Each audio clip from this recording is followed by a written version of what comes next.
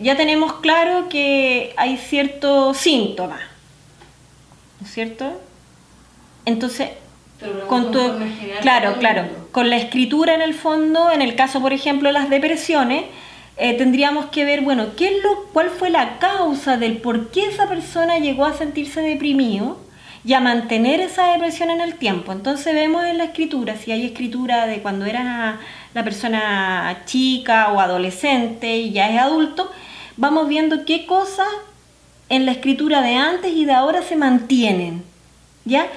Y lo que ha cambiado, si ha cambiado para bien o para mal. Entonces, de acuerdo a eso, vamos viendo cómo ha ido evolucionando este síntoma y qué posibilidades rápidas hay de sacarlo, o si efectivamente hay que hacer un tratamiento más complejo, ¿ya? Que puede incluir también la derivación de un neuropsiquiatra, de pastillas, etcétera, porque hay algunos casos de depresiones, ¿no es cierto?, que sabemos que hay descompensaciones químicas y que por periodos cortos los medicamentos equilibran hasta que la persona siente su vida más o menos estable, y ahí la psicoterapia o la terapia de persona a persona hace efecto. Pero primero hay que estabilizar químicamente a la persona para que logre después dejar esos remedios y poder seguir en su vida estable sin las pastillas.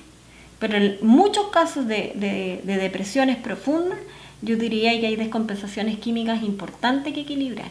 Y ahí yo no recomiendo por ningún motivo este tipo de terapias aisladas de otras. No. Y he hecho deporte, pero quiero tener músculos. Quiero tener un lindo cuerpo al verano. Claro. ¿Qué hago yo? Yo quiero esperar moldear ese cuerpo bien, porque me quiero ver de otra manera. Entonces, ¿qué expectativa tengo? Entrar a un gimnasio o contratar a alguien que me enseñe, etcétera. Pero es una expectativa.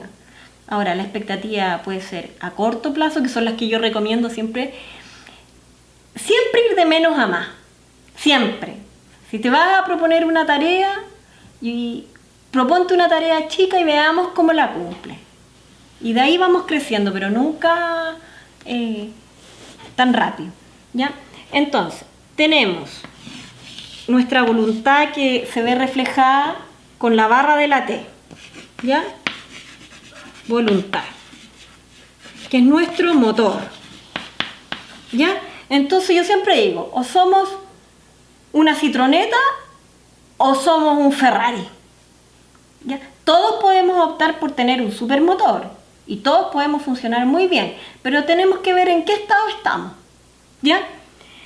Entonces la voluntad es nuestro motor, el arranque, partida para lo que queramos hacer, para ir en camino en búsqueda de esta expectativa, de nuestra meta, ¿no es cierto? Lo segundo es tener orden y organización, que lo vemos reflejado en la letra R, ¿ya? Orden, organización, manejo del tiempo. Manejo del tiempo. Esto refleja la letra R, ¿ya? Si somos ultra rígidos, si somos muy apurones, si somos flojos con el tiempo, etcétera, etcétera, etcétera. ¿Ya? La voluntad también va a ir variando, por ejemplo, si la gente hace la barra de la T para allá, o si la barra de la T se nos cae, etcétera, etcétera, etcétera. ¿Ya? Entonces tenemos la voluntad, el orden y la organización, o sea, ya tenemos el motor de partida, con un buen arranque o no. De ahí, una vez que partimos, tenemos que saber hacia dónde vamos, por eso el orden y la organización, ¿no es cierto? Y la letra S, que finalmente es la que nos va a llevar a concretar con fuerza desde el principio, este es el principio de la letra, la fuerza mental, la capacidad de pensar, de hacer y de lograr, ¿ya? Entonces aquí hemos llegado a nuestra meta, ¿ya? ¿Cómo llegamos? Llegamos más o menos desorganizados o fallamos en la partida, llegamos y nos fue mal porque retrocedemos y nos tuvimos que devolver, o porque hubo algunos problemas en el camino, o porque tengo temores de seguir avanzando, etcétera, etcétera, etcétera. Entonces, por ejemplo, si yo veo que una persona tiene esa barra de la T, tiene esa R, que es la R de la angustia por el tiempo, tiene un problema serio de voluntad porque no logra partir, estamos muy mal. Pues ya con eso, más los dibujos y la firma, me tienen que seguir apareciendo gestos como eso, como para decir, esta persona tiene que estabilizar la voluntad y tiene que aprender a ordenar y a ordenarse y a sentir que el tiempo no le genera angustia. Porque si está angustiado, no va para ninguna parte. Claro, mira, cuando, por ejemplo, esto que es un problema muy serio y muy frecuente, porque esto es ansiedad y angustia mezclada, que son los síntomas que siempre se ven, ¿ya? Para que una persona logre salir de la ansiedad y la angustia, es bien difícil. No es fácil dejar la angustia y la ansiedad de lado por un montón de factores, ¿ya? Supongamos por problemas económicos. O sea, ¿cómo la persona, si está muy endeudada, por ejemplo, yo le voy a decir, no, deje de sufrir, no, porque tiene la deuda encima, ¿ya? Entonces, ¿qué cosas va a empezar a hacer, a cambiar en su vida para que eso que lo atormenta en el fondo, y que entre paréntesis esto también te indica que tiene ya un problema de colon más o menos, ¿ya? ¿Qué es lo que va a hacer? ¿Qué es lo que va a hacer aquí y acá para mejorar esto? ¿Qué expectativa, qué meta se va a poner para vencer su deuda? ¿Y qué empeño le va a poner? Entonces ahí esto se empieza a arreglar. Pero si yo le digo que arregle de esta forma no más porque instantáneamente se va a mejorar, o sea, vamos a provocar un choque y puede ser que a esta persona le venga una crisis más fuerte de angustia si pasa drásticamente a otra forma. Entonces, primero es la toma de conciencia, ordenar muy bien las herramientas, las pocas herramientas a lo mejor que le quedan, pero eficientes, porque aquí no está siendo eficiente, y una vez que consigue eso ya empieza a mejorar con el tiempo. Yo creo que, mira, yo siento que una persona que no tiene estas tres cosas, en este orden, que no tiene claro que hay que tener voluntad, orden y metas en la vida, va a andar cojo siempre.